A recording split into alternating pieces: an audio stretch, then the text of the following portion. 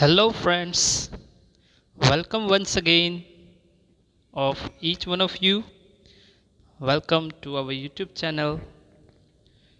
Today we are going to discuss about a poem, and the poem which is related to all of us, and it is in your textbook, unit number 5, read 2, No Men Are Foreign.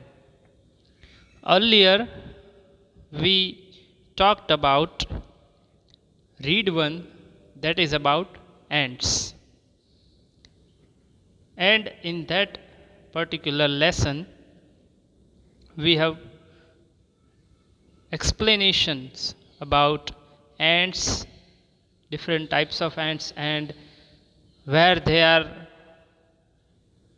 native and which types of work done by them. These all things are, and the knowledge of and we can say the information is delivered to you in the last lecture, and we are discussing about the ants. So today we are going to discuss about read number 2, No Men Are Foreign. The title of the poem is No Men Are Foreign, and here you can see in the picture that so many countries, well-known places are here, and after that the people here are working or here are the same. So the title is No Men Are Foreign. So what it does mean by no men are foreign? So here the word foreign means a person who is belong to other country. But we can say that no men are foreign. It means nobody in this world are a foreigner or a foreign. No country is foreign because we all are living in the same earth, or we can say on the same land. વિદ્યાર્થી મિત્રો, આજે આપણે જે ચર્ચા કરવાની છે read 2ની, એનું title છે નો મેન આર ફોરેન. એ પોએમની અંદર આપણે જોઈ શકીએ છીએ કે નો મેન આર ફોરેન એવું એનું ટાઇટલ છે, અને એ ટાઇટલના અનુસંધાને અહીંયા તમે ચિત્રમાં જોઈ શકો છો કે ઘણી બધી કન્ટ્રીના તમને અલગ અલગ જે તેમના સ્થળો છે એ અહીંયા આપેલા છે. અને અંગ્રેજીમાં એવી કહેવત છે કે પિક્ચર સ્પીક્સ 1000 વર્ડ્સ, કે એક ચિત્ર છે એ 1000 શબ્દો વર્ણવે છે, અથવા તો 1000થી પણ વધારે શબ્દોનું વર્ણન એક ચિત્ર છે કરી શકે છે.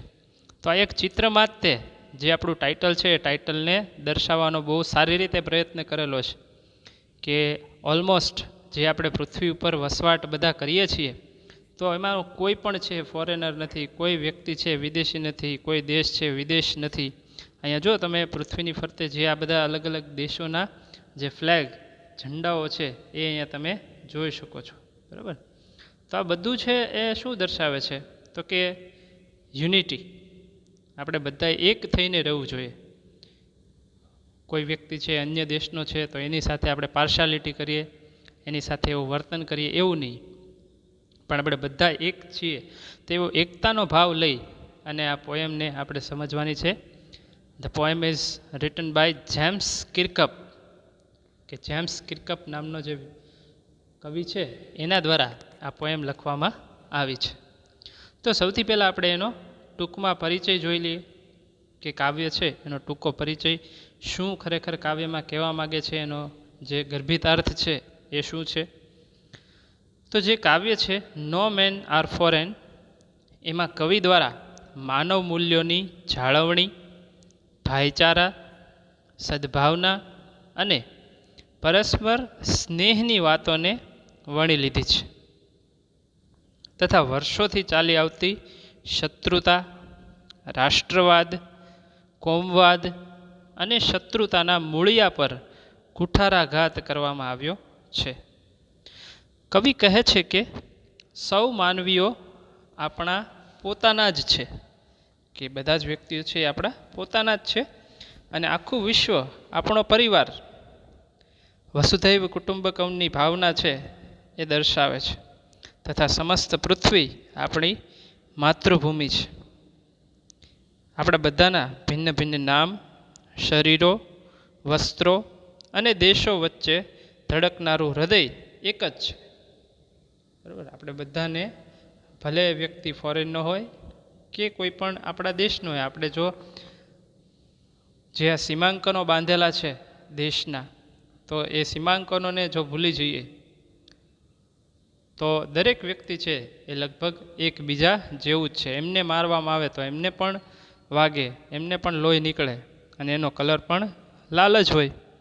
એવી રીતે તો કે બધામાં હૃદય એક જ છે, એક જ રક્ત છે જે આપણા સૌની ધમનીઓમાં વહી રહ્યું છે.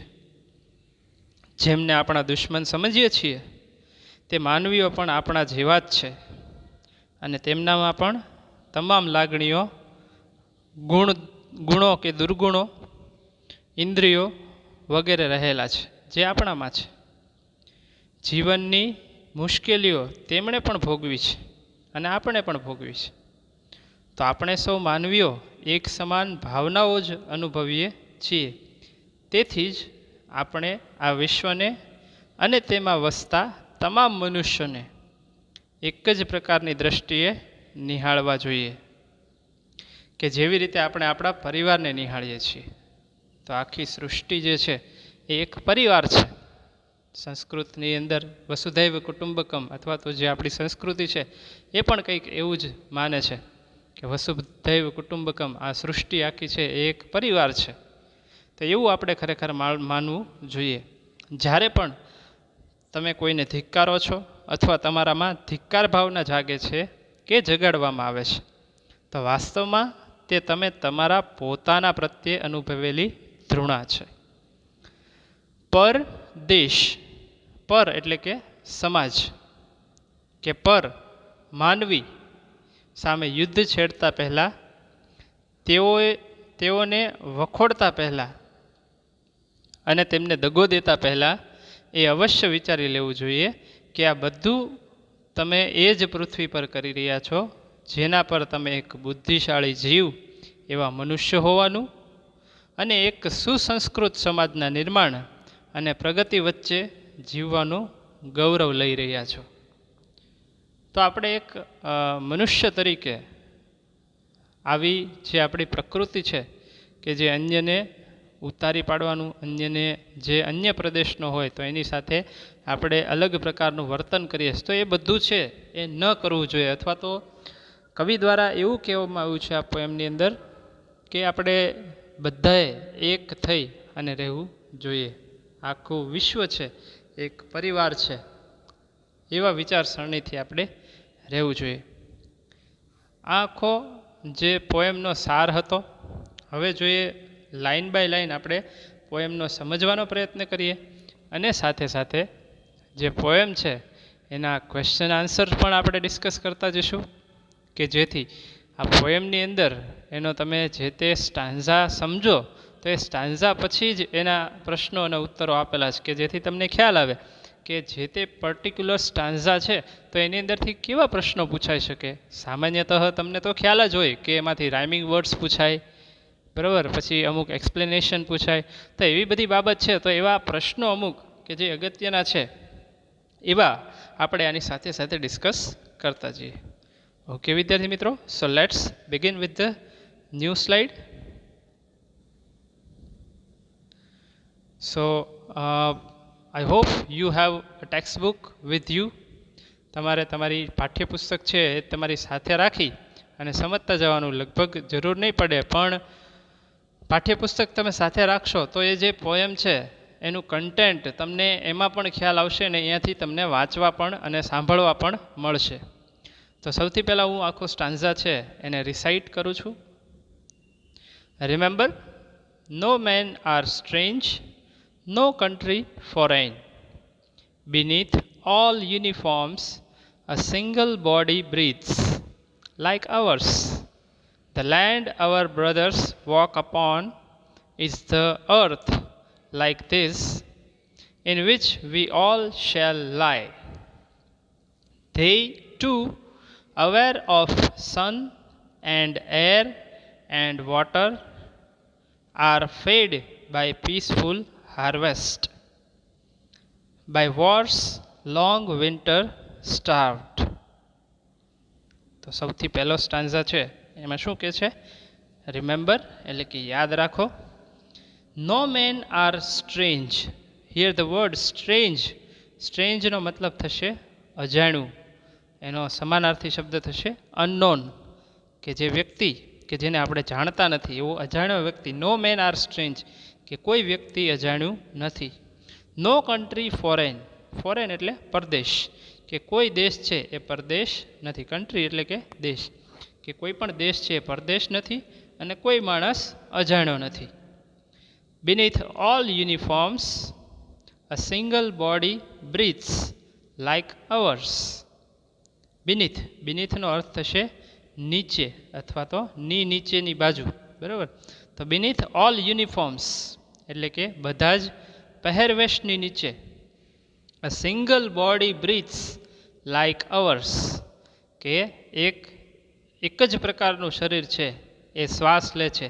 લાઇક અવર્સ, લાઇક અવર એટલે કે આપણી જેમ, કે આપણી જેમ જ જે બધા જ વ્યક્તિઓ છે એના પહેરવેશની અંદર એક શરીર છે એ શ્વાસ લે છે. The land our brothers walk upon is earth like this, કે આપણી જેમ આપણા ભાઈઓની જમીન પણ આ પૃથ્વી પર જ રહેલી છે. The land our brothers walk upon એટલે કે એમની ઉપર રહી રહ્યા છે અથવા તો ચાલી રહ્યા છે. ઇઝ અર્થ લાઇક ધીસ, એ પણ એ જ પૃથ્વી છે કે જેની ઉપર આપણે રહી રહ્યા છીએ અથવા તો વસવાટ કરી રહ્યા છીએ. In which we all shall lie, કે જેમાં આપણે બધા અસ્તિત્વ ધરાવીએ છીએ. ટુ લાય એટલે કે એના ઉપર અસ્તિત્વ ધરાવવું અથવા તો રહેવું, કે એ પૃથ્વી જ છે કે જે અન્ય લોકો અને આપણે બધા એક જ પૃથ્વી ઉપર વસવાટ કરીએ છીએ. They too aware of sun and air and water, કે તેઓ પણ, they too એટલે કે તેઓ પણ aware of, so here the word aware means કે જાગ્રત. તેઓ પણ એ બાબત વિશે જાગ્રત છે અથવા તો એમને ખ્યાલ છે. શેના પ્રત્યે, શેની વિશે? તો કે ઓફ સન, કે સૂર્ય વિશે, એન્ડ એર હવા વિશે, અને વોટર એટલે કે પાણી, કે તે અન્ય લોકો કે જેને આપણે અજાણ્યા ઘણીવાર માની લેતા હોઈએ છીએ તેઓ બધાને પણ સૂર્ય વિશે ખબર છે, હવા વિશે અને પાણી વિશે તેઓને પણ ખબર છે. Are fed by peaceful harvest by wars long winter starved. જો આ લાઈન છે એ ખૂબ જ મહત્ત્વની છે, સમજવા જેવી બાબત છે, કે જે બંને વ્યક્તિઓ છે આર ફેડ, તો here the word fed by it is a phrase, જે તમે જોઈ શકો છો ફેડ બાય શબ્દ છે એ એક ફ્રેઝ છે. એનો મતલબ થશે ના દ્વારા પોષિત કરાતું. Are fed by peaceful harvest, તો હાર્વેસ્ટનો મતલબ થાય કે ફસલ અથવા તો ઉપજ, જે આપણે લણણી શબ્દ વાપરીએ છીએ, તો ધેટ ઇઝ હાર્વેસ્ટ. એટલે શું? તો કે એવા લાંબા એવા શિયાળાના યુદ્ધથી, બાય વોર્સ લોંગ વિન્ટર સ્ટાર્વડ, તો વિન્ટર એટલે શિયાળો, કે જે એ લાંબા શિયાળા, એવા શિયાળાના યુદ્ધથી ભૂખ્યા એવા તેઓ પણ શાંતિથી ફસલને સિંચન કરે છે. એટલે ઘણીવાર છે એ હિયર ધ વર્ડ સ્ટાર્વડ, તો સ્ટાર્વડનો મતલબ શું થશે? તો કે ભૂખે મરવું અથવા તો ભૂખ મરો. તો ઘણીવાર શું થાય વિદ્યાર્થી મિત્રો, કે ઘણીવાર એવી સિચ્યુએશન આવી જાય કે જે યુદ્ધની પરિસ્થિતિ હોય, તો યુદ્ધની પરિસ્થિતિની અંદર જે તે વ્યક્તિનું જે અનાજ છે, પોતાની પાસે રહેલું જે અનાજનો જથ્થો છે એ પૂર્ણ થઈ જાય, તો એ લોકોએ પણ એવો ભૂખમરો છે સહન કરેલો છે જેવો આપણે સહન કર્યો હોય. અથવા તો એવું કહી શકાય કે ઘણીવાર એવી natural calamities or the pandemic comes that is strange or unknown to us, કે જે આપણી માટે અજાણી છે અને એનો ક્યારે નિકાલ આવશે એ પણ આપણને ખબર નથી, જસ્ટ લાઈક કોરોના ઓર COVID-19. તો એ જ રીતે જે બીજા વ્યક્તિઓ છે તો એમને પોતાનું ભરણ પોષણ કરવા માટે તો શું તો કે એ લાંબા એવા શિયાળાના યુદ્ધથી ભૂખ્યા એવા તેઓ પણ શાંતિથી ફસલને સિંચન કરે છે. એટલે તો કે અહીંયા કહેવાનો મતલબ એવો છે કે તેઓએ પણ આપણી જેવો જ બધો અનુભવ કરેલો છે, તેઓ પણ આપણી જેમ જ જીવે છે. આ રીતની એક વાત છે એ પહેલા સ્ટાન્ઝાની અંદર છે એ કરેલી છે. ફરી એકવાર આખો સ્ટાન્ઝાને આપણે રિસાઇટ કરી લઈએ. Remember, no man are strange, no countries foreign. Beneath all uniforms, a single body breathes, like ours. The land our brothers walk upon is earth like this, in which we all shall lie. They too, aware of sun and air and water, are fed by peaceful harvest, by war's long winter starved. તો આ રીતે વિદ્યાર્થી મિત્રો આમાં rhyming words પણ તમારે શોધી લેવાના, બરાબર. અને એને લગતા બીજા પ્રશ્નો છે તો એ બીજા પ્રશ્નો કેવા પૂછી શકાય તો એની હવે આપણે ચર્ચા કરીએ. તો પહેલો જ જે પેરેગ્રાફ છે એમાંથી બે આવા પ્રશ્નો બની શકે. સૌથી પહેલો પ્રશ્ન છે કે વોટ બ્રીથ્સ બીનીથ ઓલ યુનિફોર્મ્સ. તો બીનીથનો મતલબ તમને ખ્યાલ જ હશે, હમણાં જ આપણે વાત કરી કે ની નીચે એવો અર્થ થશે. આ it is a kind of preposition, આ એક પ્રેપોઝિશન છે. તો વોટ બ્રીથ્સ બીનીથ ઓલ યુનિફોર્મ્સ કે દરેક પહેરવેશની અંદર શું શ્વાસ લઈ રહ્યું છે. તો જવાબ આ રીતે લખશું આપણે એનો કે a single body breathes beneath all uniforms, કે દરેક જે પહેરવેશ છે એની નીચે એક પ્રકારનું શરીર છે એ શ્વાસ લઈ રહ્યું છે.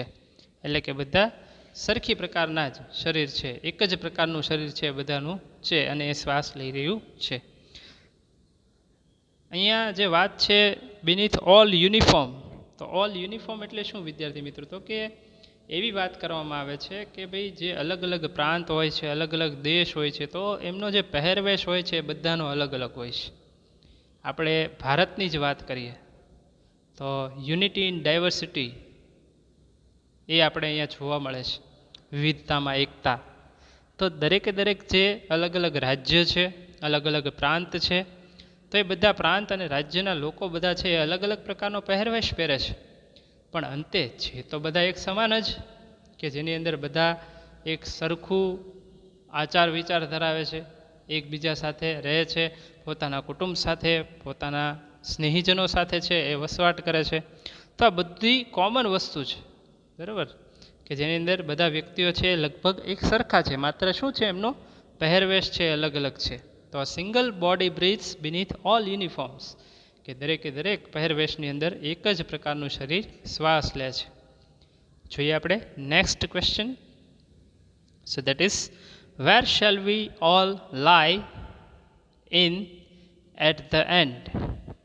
કે આપણે બધા અંતે ક્યાં છીએ, તો કે ઇન ધ એન્ડ, અંતે વી ઓલ શેલ લાય ઇન ધ અર્થ, કે આપણે બધા પૃથ્વી ઉપર છીએ.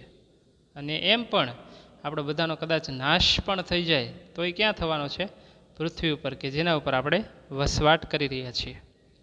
હવે અહીંયા જે આપ્યું છે તમને ઓર, તો આ ઓરનો મતલબ વિદ્યાર્થી મિત્રો થશે કે આ બે પ્રશ્નો તો આમાંથી પૂછી જ શકાય, પણ એ સિવાય આ જ જે સ્ટાન્ઝા આપણે સમજ્યા હમણાં પહેલો, એમાંથી બીજા પણ પ્રશ્નો છે એ પૂછી શકાય. તો એ કયા, તો કે આ રીતના પ્રશ્નો પણ તમને પૂછી શકાય.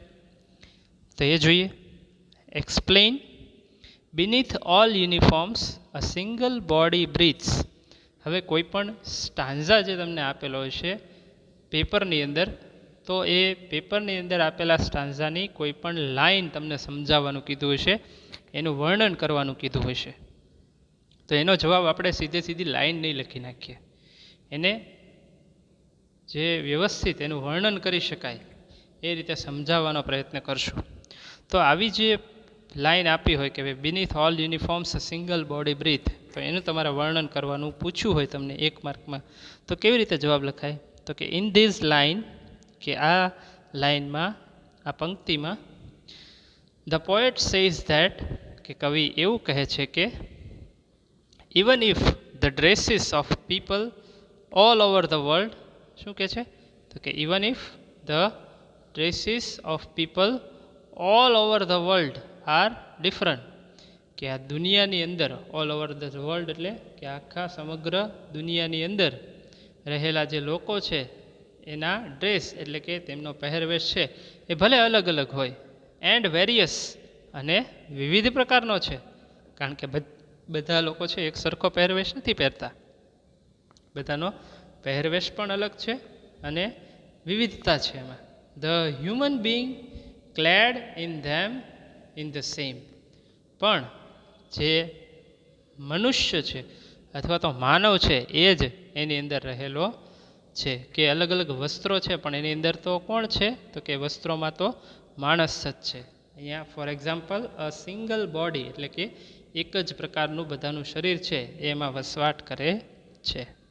તો આ રીતે તમે આ જે પર્ટિક્યુલર પંક્તિ કોઈ તમને કોઈ આપી હોય તો એને તમે આ રીતે સમજાવી શકો, એને એક્સપ્લેન કરી શકો. So let's move further in the next question. Explain by what's long winter starved, કે આ જે લાઈન છે એને સમજાવો કે by wars long winter starved, કે જે શિયાળાઓના જે ઘણા લાંબા યુદ્ધો છે એનાથી જે ભૂખ્યા છે એવા લોકો, અથવા એવા લોકોની વાત છે, તો એને કેમ સમજાવવું? તો here the answer, when war takes place, કે જ્યારે યુદ્ધની પરિસ્થિતિ થાય છે, જ્યારે યુદ્ધ થાય છે, થિંગ્સ બીકમ સ્કેર્સ, એટલે કોઈ પણ વસ્તુ છે એ કેવી થાય છે? હિયર ધ વર્ડ સ્કેર્સ, આપણે સ્કેર્સિટી શબ્દ છે એ સાંભળ્યો હોય, સ્કેર્સિટી એટલે અછત, તો અહીંયા પણ એ જ અર્થમાં છે કે થિંગ્સ બીકમ સ્કેર્સ એટલે વસ્તુઓની અછત ઊભી થાય છે. As in winter in cold countries food becomes square, પણ એની સાથે સાથે વિન્ટર એટલે કે શિયાળાની અંદર, ઇન કોલ્ડ કન્ટ્રીઝ એટલે કે ઠંડા પ્રદેશોની અંદર અથવા તો ઠંડા દેશોની અંદર, ફૂડ બીકમ્સ સ્કેર્સ એટલે જે ખોરાક છે એ શું થાય છે? એમનો નાશ થઈ જાય છે, કારણ કે ઘણી બધી વસ્તુ છે એકદમ થીજી જાય, બહુ જ ખૂબ જ ઠંડા પ્રદેશો છે તો એમની અંદર છે એ આ બધી વસ્તુઓનો તમે ઉપયોગ કરી શકો નહીં ખાવા માટે. For animals and they have no stove, કે કોઈ પણ પ્રાણી માટે છે એ એની અછત ઊભી થાય છે, એન્ડ ધે હેવ નો સ્ટાવ, અને તેમને ખાવા માટે કાંઈ મળતું નથી અને તેઓ ભૂખ્યા રહે છે અથવા તો ભૂખમરો સહન કરે છે. તો આ રીતે બીજો પ્રશ્નનો જવાબ તમે લખી શકો. હિયર ધ થર્ડ ક્વેશ્ચન, કારણ કે વિદ્યાર્થી મિત્રો તમને પાઠ્યપુસ્તકની જેટલી કવિતાઓ છે એમાંથી 5 પ્રશ્નો છે પૂછાશે, પછી ભલે એક સ્ટાન્ઝામાંથી તમને 3 પ્રશ્નો પૂછેલા હોય કે પછી 2 અથવા 3 એ જ રીતના તમને પ્રશ્ન પૂછી અને ટોટલ 5 માર્ક છે એ જે તે પોએમના આધારે તમને સ્ટાન્ઝા આપ્યો હોય એમાંથી તમારે જોઈ અને એને પ્રશ્નોના જવાબ લખવાના. અને મોટાભાગની આપણે સ્ટાન્ઝા છે એ જ રીતે સમજીએ છીએ કે જેની અંદર તમારે પ્રશ્નો અને ઉત્તરો પણ સમજાઈ જાય અને એની સાથે સાથે એ પોએમ પણ તમને સમજાઈ જાય. તો ત્રીજો પ્રશ્ન એવો છે કે what are the common things for people all over the world, કે દુનિયાની અંદર રહેલા તમામ લોકોની એક સર્વસામાન્ય બાબત છે શું છે? So the answer is people all over the world need sun, air, water and food commonly, કે દરેક લોકો, people all over the world, કે દુનિયાની અંદર તમામ લોકો જે વસવાટ કરે છે, નીડ જરૂરિયાત છે એમને શેની? તો કે સન સૂર્યની જરૂર છે, એર હવાની પણ જરૂર છે, વોટર પાણીની પણ જરૂર છે, and water and food commonly અને ખોરાક, આ બધી જ વસ્તુઓની દરેકે દરેક વ્યક્તિને આખી સૃષ્ટિમાં છે એ બધાને એની જરૂર પડે છે. તો આવા પણ પ્રશ્નો છે તમને પરીક્ષાની અંદર જે તે પર્ટિક્યુલર આપણે જે પહેલો સ્ટાન્ઝા જોયો એના આધારે પૂછી શકાય. તો તમારે એનો જવાબ આ રીતે લખવાનો. Okay friends, so let's move further on the next slide, that is about another picture, કે એની અંદર એક ચિત્ર છે કે જેની અંદર આખી પૃથ્વીનું જે ગોળો છે એની ઉપર બધા લોકો એકબીજાનો હાથ પકડીને ઊભા છે. એટલે કે કહેવાનો મતલબ એમ કે આપણે બધાએ એક સરખા જ છીએ અને એકબીજા સાથે હળી મળીને રહેવું જોઈએ. So we are going to the next slide and see what is going on. બીજો જે સ્ટાન્ઝા છે એમાં આપણે જોઈએ. So I am reciting the next stanza. Their hands are ours, and in their lines we read a labor not different from our own. Remember, they have eyes like ours that wake or sleep, and strength that can be won by love. In every land is common life that all can recognize and understand. તો બીજી જે લાઈન છે એમાં શું કહેવા માગે છે? હવે કદાચ વિદ્યાર્થી મિત્રો આજે તમને અહીંયા સ્ટાન્ઝા આપવામાં આવે એમાં એકાદ બે લાઈન આડી અવળી હોઈ શકે, કારણ કે જે રીતે તમને પાઠ્યપુસ્તકમાં આપેલું છે તો એના આધારે તમારે એને સમજવાનો, પણ પોએમ તમને સમજાઈ જાય એ ખાસ તો સંદર્ભ છે, એ વસ્તુ જોવાની છે આપણે. અને એની સાથે સાથે કે પોએમ સમજીને તમે એ પોએમનો અર્થ સમજી અને પ્રશ્નોના જવાબ સારી રીતે લખી શકો. તો આપણે વાત કરીએ કે તેઓના હાથ, ધેર હેન્ડ્સ આર અવર્સ, એટલે કે તેઓના હાથ એ આપણા જ છે. And in their lines we read, અને તેમની લાઇન્સ, લાઇન્સ મીન્સ કે તેમની હસ્તરેખા, તેમના હાથમાં રહેલી રેખાઓ જે છે તેમની હસ્તરેખામાં વી રીડ આપણે વાંચી શકીએ છીએ. A labour not different from our own, કે એક એવો જ શ્રમિક છે કે જે આપણાથી જરા પણ જુદો નથી. Not different from our own, કે આપણાથી એ જરાય જુદો નથી. અ લેબર, લેબર એટલે મજૂર. Remember they have eyes like ours, કે યાદ રાખો કે તેમની પાસે પણ આપણી જેમ આંખો છે. ધેટ વેક ઓર સ્લીપ, કે જેનાથી તેઓ જાગે છે અને સૂવે છે.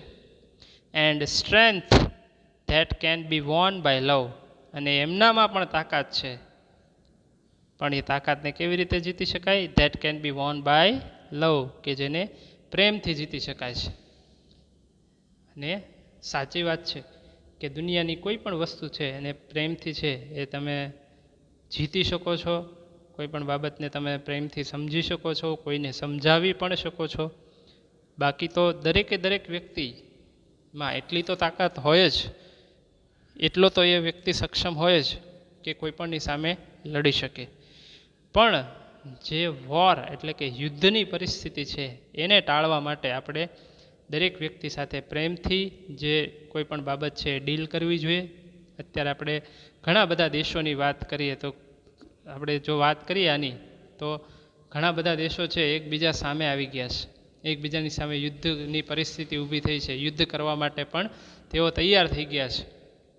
તો આ બધી જ બાબત છે જે આપણે જોઈએ છીએ તો એ શું દર્શાવે છે? તો કે એક યુદ્ધની પરિસ્થિતિ છે એ ઊભી થાય છે. અને એ યુદ્ધની પરિસ્થિતિ જે છે, તો યુદ્ધની પરિસ્થિતિને ટાળવા માટે આપણે શું કરવું જોઈએ? તો કે we do this only or we can won the strength of other people or the other countries by love, કે એને આપણે પ્રેમથી જ જીતી શકીએ છીએ. પછી આગળ કહે છે કે in every land is common life that all can recognise and understand, કે દરેક જે ભૂમિખંડ છે, every land is common life, કે દરેક જે ભૂમિખંડ છે એના ઉપરનું જે માનવ જીવન છે કેવું છે? તો કે એક સમાન જ છે.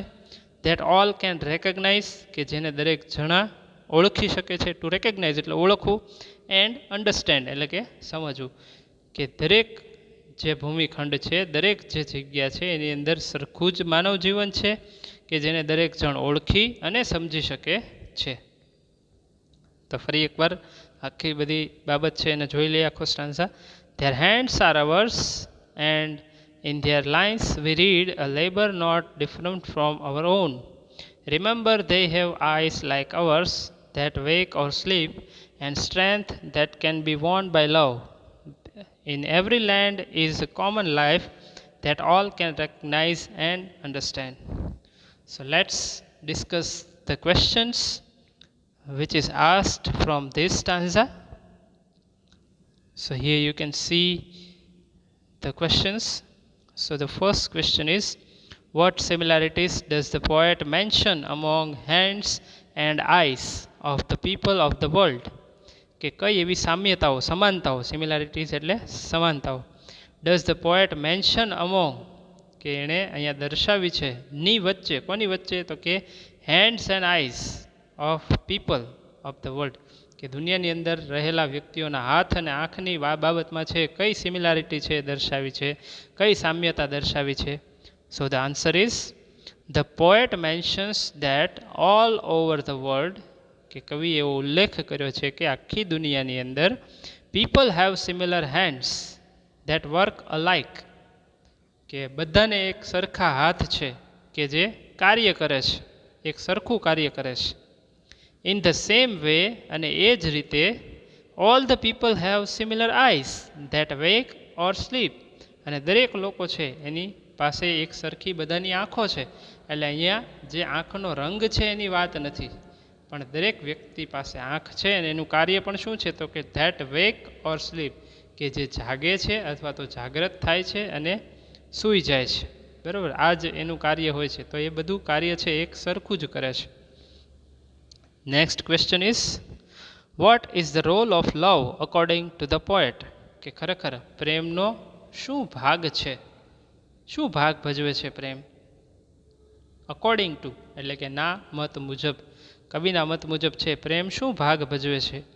So the answer is, according to the poet, કવિના મત મુજબ, all over the world strength can be won by love, કે આખી દુનિયામાં કોઈ પણ દેશની તાકાત જો તમારે જીતવી હોય તો એ તમે પ્રેમ દ્વારા જીતી શકો છો. લવ કેન વિન એની પાવર, કે પ્રેમ દ્વારા કોઈ પણ તાકાત, કોઈ પણ શક્તિ છે એને જીતી શકાય છે. તો એવું એટલો મહત્ત્વનો જે ભાગ છે એ પ્રેમ ભજવે છે. Next question is, what is characteristic about love, કે પ્રેમ છે એની લાક્ષણિકતાઓ, કેરેક્ટરિસ્ટિક એટલે લાક્ષણિકતાઓ, કે એની લાક્ષણિકતાઓ કઈ છે. So the answer is, love can be recognised and understood similarly by all human beings all over the world, કે પ્રેમ છે કેન બી રેકગ્નાઇઝ એટલે ઓળખવું, એ ઓળખી પણ શકાય છે, એન્ડ અન્ડરસ્ટુડ અને સમજી પણ શકાય છે, સિમિલરલી બાય ઓલ હ્યુમન બીંગ્સ, કે સમાન રીતે સમજી શકાય અને એને ઓળખી શકાય છે બાય ઓલ હ્યુમન બીંગ્સ, કે દરેક માણસો દ્વારા, ઓલ ઓવર ધ વર્લ્ડ, કે દુનિયામાં રહેલા તમામ માણસો છે એ બધા દ્વારા પ્રેમને એક સરખી જ રીતે ઓળખી શકાય છે અને એને સમજી શકાય છે.